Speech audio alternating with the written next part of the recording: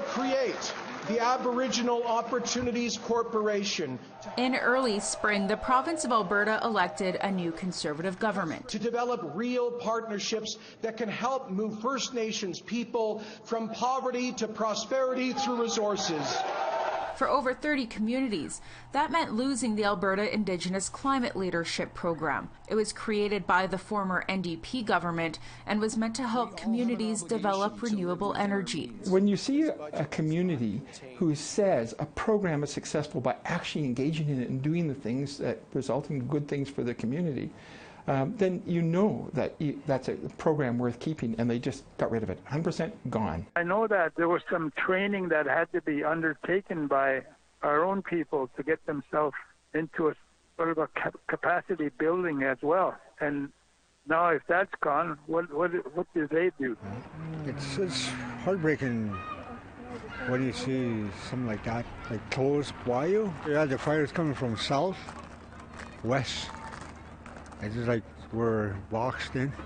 In the spring and summer, a series of wildfires took northern Alberta by storm. Over 800,000 hectares burned. It's our home. It's our home. We ain't going nowhere. At one point when we looked up, it was in the atmosphere. It was like an atomic bomb had exploded. Thousands were displaced from their homes across the province. Over 15 homes were burned to the ground on the Prairie Métis settlement. This is my home. I never left this place. And it's very hard to see it like this. To see my community hit so hard was unreal, but to see my community get together and come home and help, that's what makes us, the community of Paddle Prairie, so great. Throughout the year, the pipeline controversy continued. While some fought against the Trans Mountain project, Indigenous investors lined up to get a piece of the pipeline. In June, Alberta-based Iron Coalition announced they wanted at least a 50% stake in the pipeline, and they said 30 Indigenous organizations wanted to invest.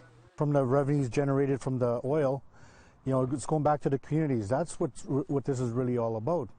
And it's not really about who's getting the highest price or whatever. It's about, you know, working, you know, for our communities and trying to, you know, bring the quality of life for our communities. On this side over here, we have Dr. Michael Wegg. Following the federal election in October, Western Canada rallied the idea to divorce the country and self-govern. The founder of Wexit said it's the only way First Nations can have their own self-government. The reality is that the people are coming to us. Again, we're Indigenous and non-Indigenous Western Canadians. We're hearing their concerns. And as more and more people, again, the hashtag has come out from our First Nations supporter, FNExit, for First Nations Exit, to recognize that this is the only possible way that First Nations get to have their country back. But Treaty 6 Grand Chief Wilton Littlechild said there is some unfinished business that needs to be discussed in terms of treaty obligations. I think we could come up with some solutions that would not only unify the country or unify the province, but strengthen our province and strengthen our country. All eyes were on the small town of St. Paul when threats were made to shoot up a school and nearby First Nations communities. 70-year-old Andrew Sedora was charged with 3 counts of uttering threats. Saddle Lake and Whitefish Lake residents protested outside Sedora's first court appearance. We as First Nation people are tired of being pushed around, and our voices need to be heard and our lives matter. And especially when it comes to our children, we will protect them. You know, this type of threat is very serious, and for him to be released, that's what sparked a lot of outrage within the communities, both communities, all communities. A Kainai University student in Lethbridge is combining Western medicine with traditional medicine. Within my own work, I have seen biological activity demonstrated by some of the Blackfoot medicinal plant material that I've introduced within the laboratory. Over the year, Haley Shade has been working to find medical benefits from plants found in southern Alberta to potentially find a cure or treatment for cancer. Part of my role includes investigating southern Alberta prairie plants for their anti-cancer properties, as well as a unique role that I serve within my laboratory is providing traditional Blackfoot knowledge about the plants that I learned from not only community members but elders and family relatives.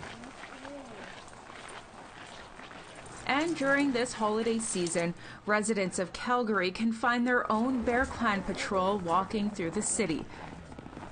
Our people need a friendly face. They need to know that we care about our people and we need to show compassion. Well, somebody's home. The patrol group started up in November and the number of volunteers continue to grow. The group was created in hopes of making life on the streets safer.